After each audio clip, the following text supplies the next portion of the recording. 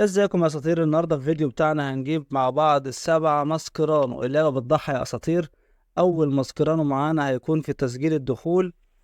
ادي اول واحد اهوت. اللعبه يعني بتدينا شويه ماسكات حلوين النهارده.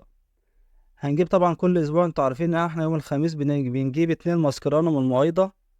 ادي اول واحد معانا اهو. ادي كده تاني ماسكرانو جبناه،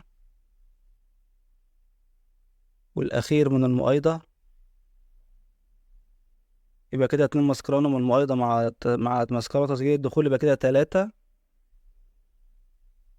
هنروح بقى على الرابع ماسكرانو، هيكون معانا من حدث الايقونات، ونزل معانا ايكون جديد وهو مايكل اوين اوفر 99. في الفصل التاني بتاعه في واحد ماسكرانو هنخش نجيبه على طول، مع طبعا ما لعبت المطوشة بتاعته. ادي الماسكرانو اهو، كده 4 ماسكرانو جبناهم.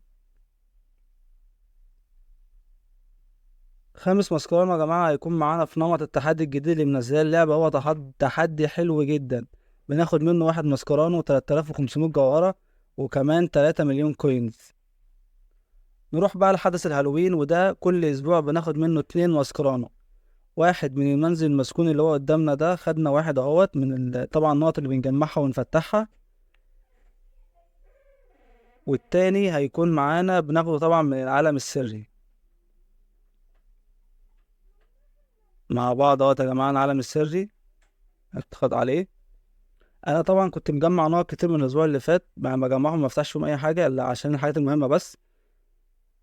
فتحت اهوت. كده كده كده جبنا يا جماعة 7 ماسكرانو ما شاء الله، في اسبوع واحد، في يوم واحد ويوم الخميس ده جبنا 7 ماسكرانو.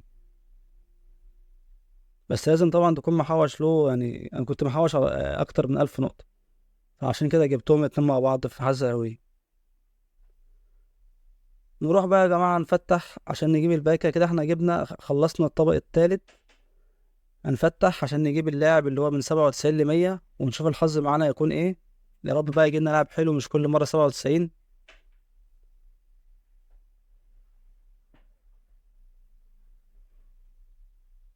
هنفتح اخر واحدة اهيت.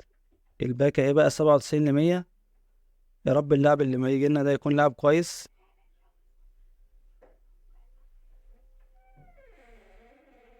بسم الله.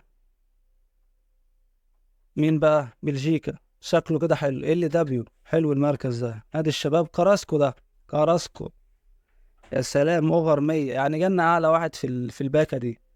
هي الباكا من 97 ل 100، جالنا لاعب 100 ال دبليو كراسكو، حلو قوي. نخش بقى على الرئيسية.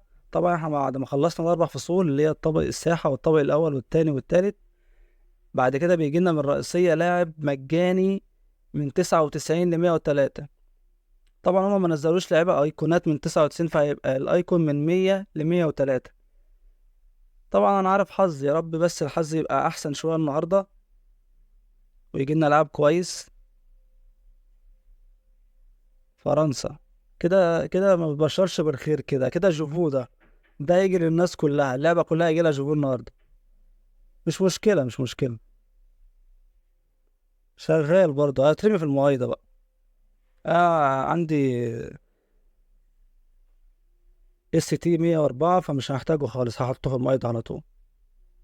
نروح بقى لأحلى حاجة جت النهاردة، اللي أنا نزله في التوتو. فينيسيوس جونيور ال دبليو 99، ومحمد صلاح ار دبليو 99. طبعا أنا كنت محوش زي ما انتم شايفين كده 1200 نقطة، عشان كنت عامل حسابي إن ممكن أي حاجة ينزل حاجة كويسة. نزل اللاعبين دول، فأنا هجيبهم الاتنين. يعني هو لسه طالع معايا كراسكو ال دبليو 100، بس أنا بحب فينيسيوس، وهجيب فينيسيوس ال دبليو 99، وهطوره هخليه 104. لان الكارت ده يكون حلو قوي قوي قوي يا جماعه. وبرضه هجيب ار دبليو محمد صلاح، مع ان أنا كنت الاسبوع اللي فات جبت ميسي 99. بس صلاح يا جماعه يعني كفايه ان هو لاعب مصر، فانا طبعا هجيب وش، مش هستنى ان ده عليها فرصه زي دي. ده كفايه علم مصر يا جماعه، ما شاء الله. يعني ار دبليو محمد صلاح نادي ليفربول، الدنيا حلوه قوي قوي قوي. طبعا انا هلعبه على ميسي، معلش بقى ميسي خليك احتياطي لمحمد صلاح. وبكده يا جماعة نكون خلصنا فيديو النهاردة. أتمنى يكون الفيديو عجبكم. ما تنسوش تعملوا لايك للفيديو، سبسكرايب للقناة عشان يوصلكم كل جديد.